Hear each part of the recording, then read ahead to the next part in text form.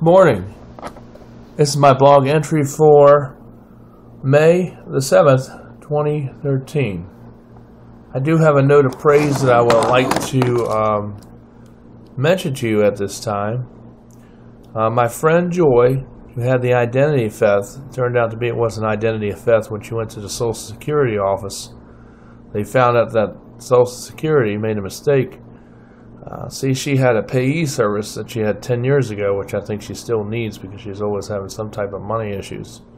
Because what she does is she blows her money all in the first couple of days of the month.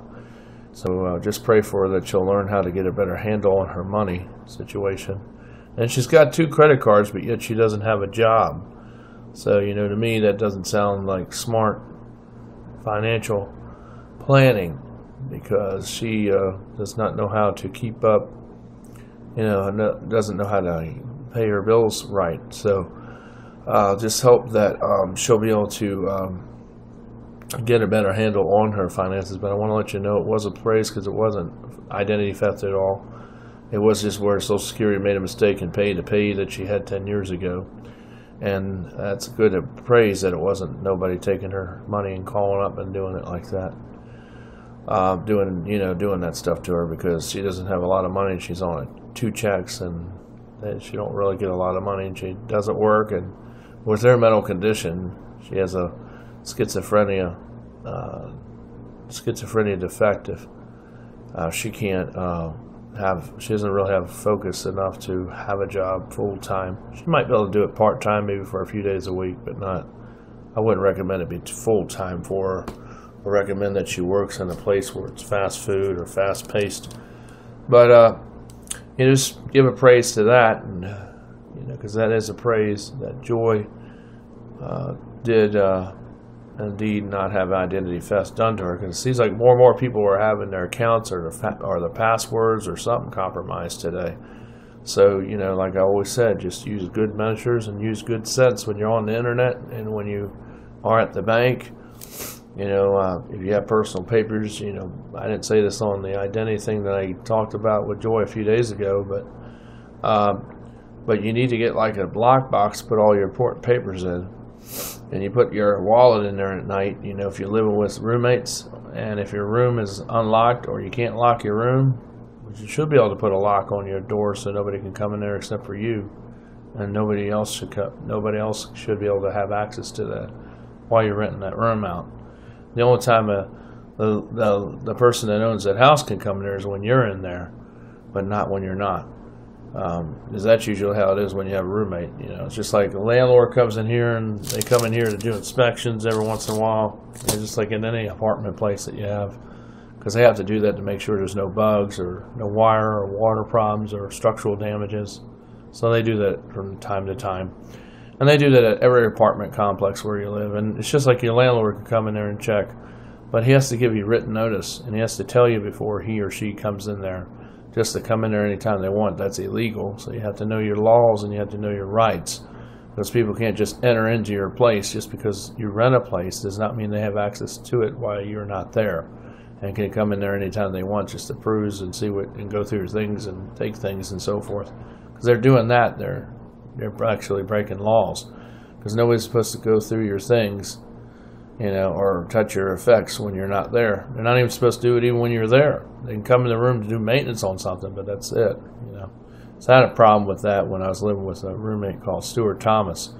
He lives off of Oak Street in Old Mechanicsville. Not a nice house there, but he just seemed to be like a little kid in a lot of ways, and he just seemed to be really spoiled rotten. And his idea was that if he got in trouble, his parents would always be there to bail him out or get him out of trouble by paying people off.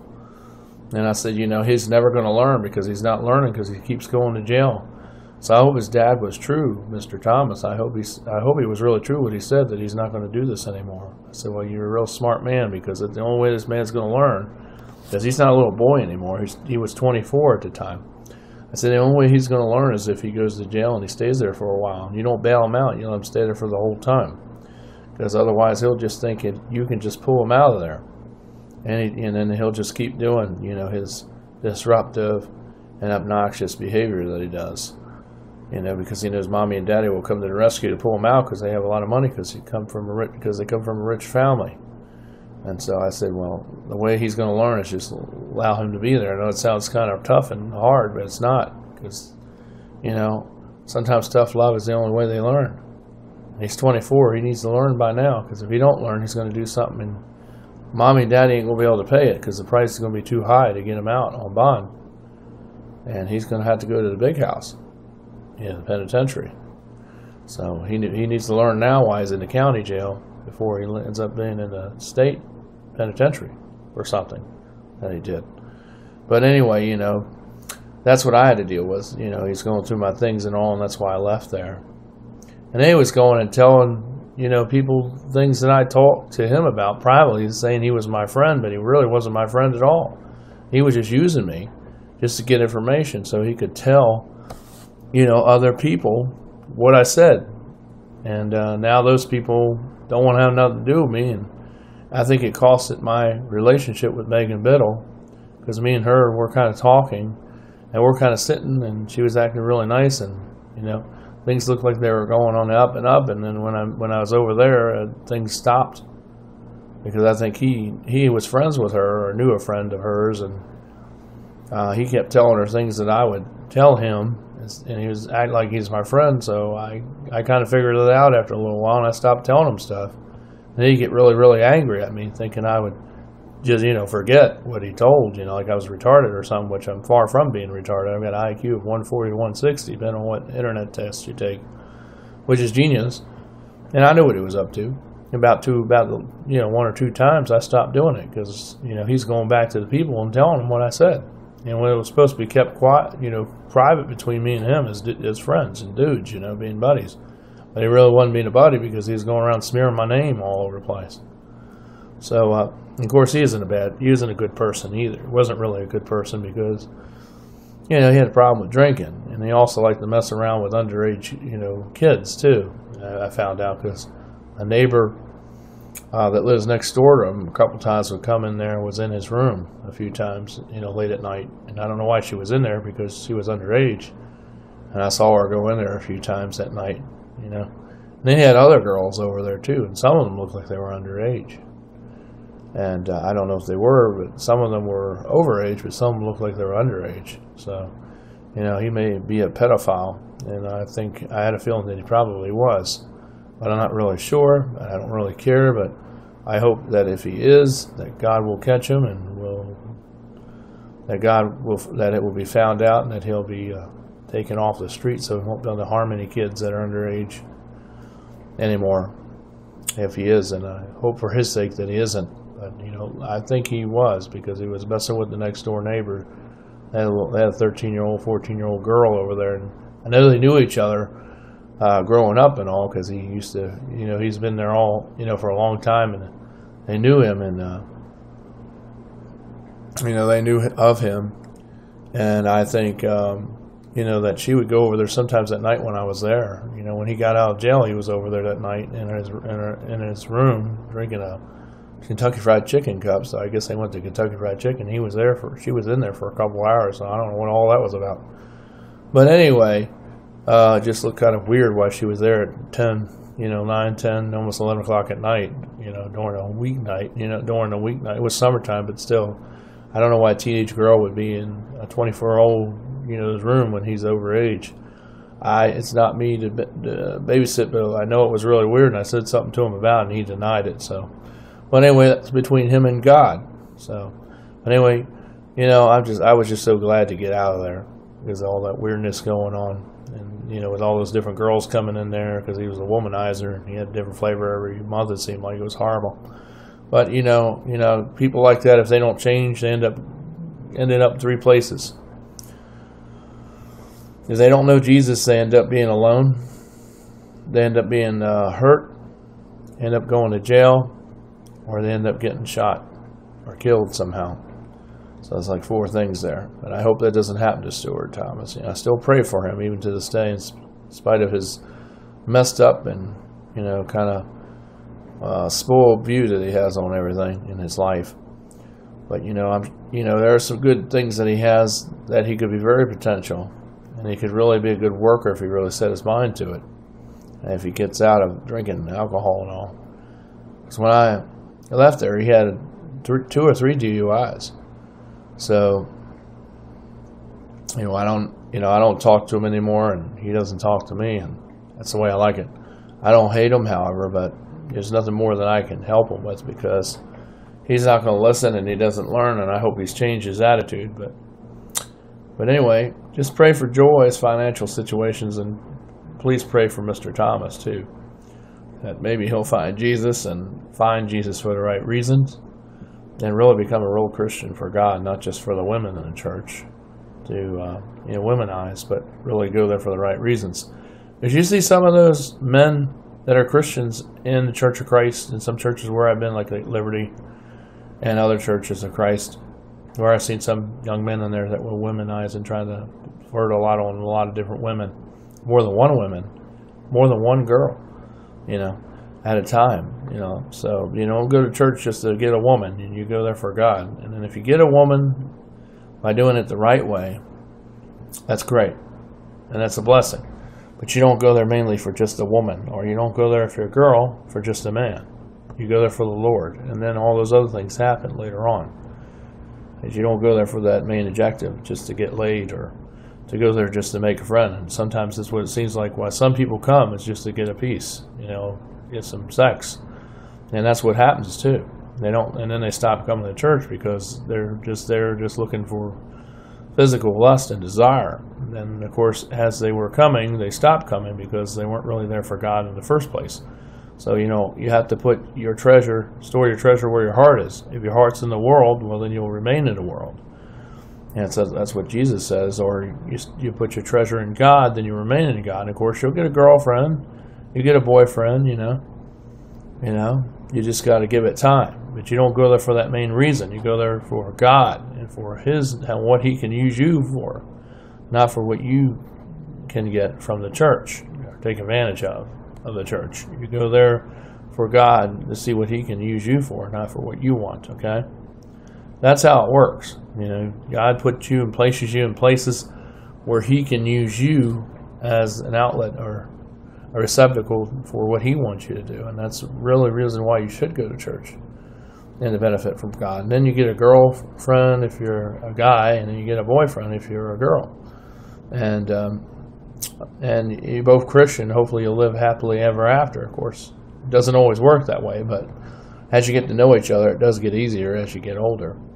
And you never really truly get to know each other, but you do know a lot more about each other as you get older. And as you're married, you know more, but you won't ever know totally about a person, because nobody can. But at least you'll know a lot about your wife, and you'll know a lot about your husband.